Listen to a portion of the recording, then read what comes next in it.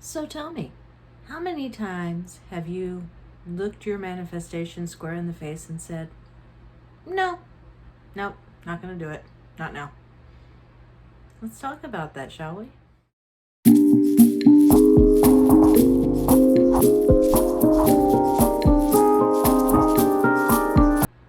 One of the most common ways that we derail our own manifestations is we simply are not ready to accept them. And we are not ready to follow the steps needed for that manifestation to come into our lives. Now, what does this mean? Well, it could, show up as your roommate asks you to make them a cup of coffee. Now, if you said yes and made your roommate a cup of coffee, you'd realize you're out of coffee creamer. So you would go to the store. And while you're at the store, you would bump into an old friend. And that old friend would have a business opportunity that they had been looking for a partner for. And hey, you would be perfect. Now, if you told your roommate, no, I'm not going to make you a cup of coffee. Make your own cup of coffee. You know where the coffee maker is. You'd miss out on that entire sequence of events. You see, manifestations don't just drop fully formed into your lap.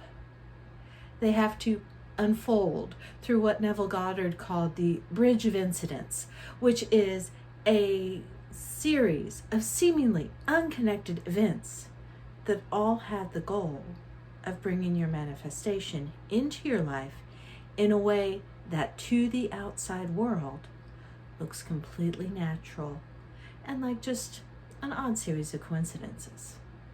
Of course, you, being an active manifester, you know there's no such thing as a coincidence. But there is such a thing as your intuition. There is such a thing as the quantum energy field speaking to you in the form of a hunch. Your subconscious mind prodding you, presenting you with an opportunity to do the one thing you need to do for your manifestation to come into your life. So how many times have you felt that urge and just ignored it? Nope, don't feel like doing it today. I really don't want to have to put on pants and drive to the store.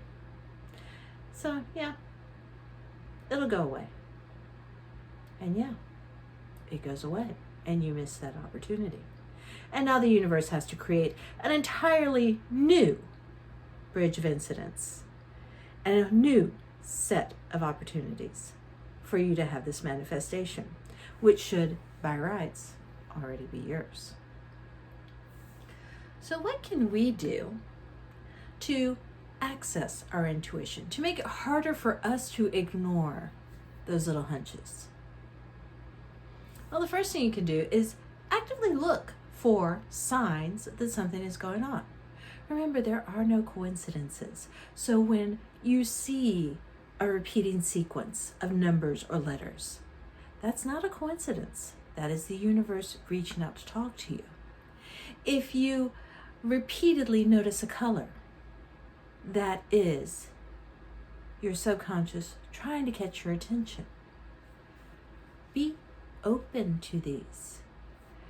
If you dream about the same thing over and over again, figure out why and be open to it.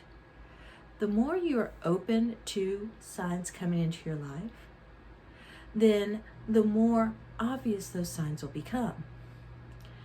It's really, really easy to miss a license plate that has 1111 on it. If you're not looking for it, easy to miss that. But if you've told your subconscious, hey, I want to see a swan today, and you see a yellow food delivery truck with a swan on the side drive by, that's a lot harder to ignore. That is your subconscious mind saying, hey, remember this? I'm catching your attention. Pay attention to what's going on. Pay attention to your thoughts. Pay attention to your daydreams. Pay attention to what is going on around you right now. Pay attention to the hunches. The next thing you can do and this one's a hard one for a lot of us. Trust your gut feelings.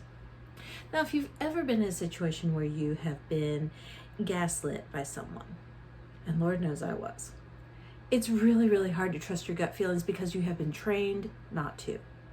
When you're in a situation where someone is gaslighting you, they are training you to ignore the evidence of the world around you in favor of what they tell you. And once you have been through that training, even though you've escaped the situation, it's so hard to trust your gut feelings because you sit there and you second guess it. All right, I feel this way about this person, but am I really feeling this way about this person, or is this my old trauma coming back? I went through that situation last week.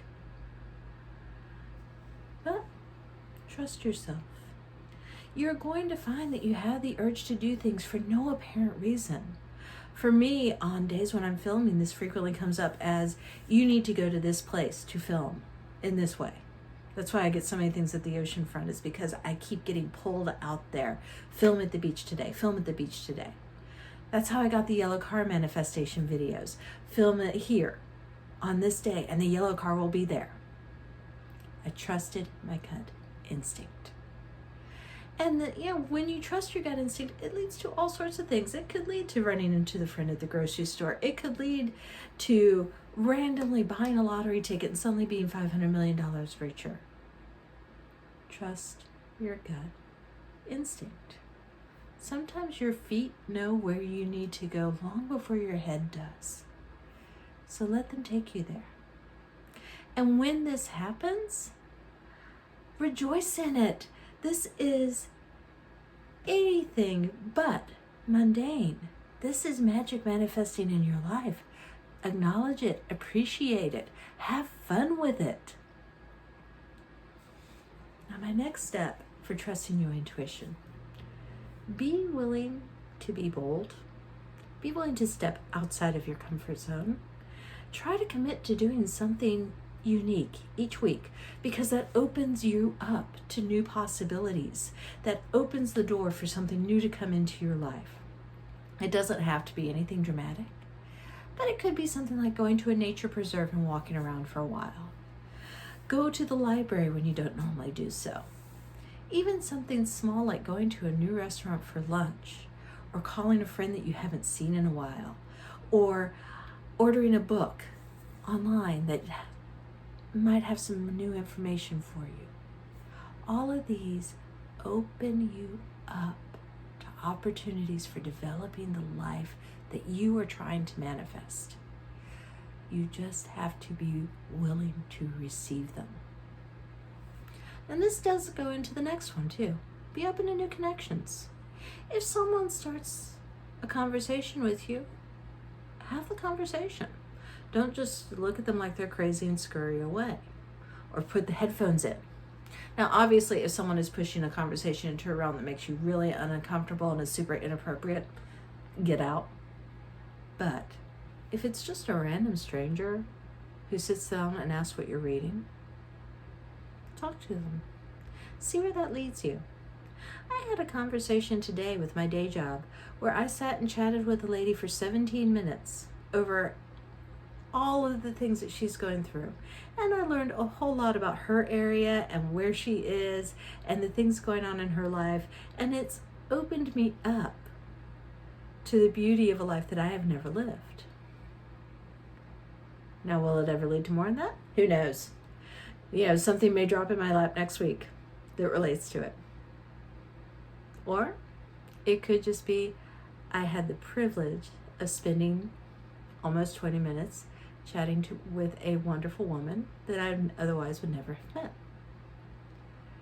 Be open to those connections, because even if you do not see immediately why those connections exist, just having the connection, having that energetic connect with someone else is beneficial to both of you.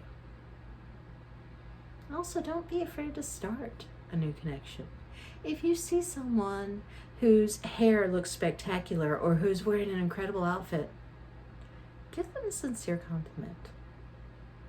And I know there's a lot of people out there who sit there and say, oh, we can't give compliments anymore. No, you can. You can give sincere compliments. You cannot sit there and be sexual and creepy about them, but you can definitely say, oh wow, that hair color is fantastic on you.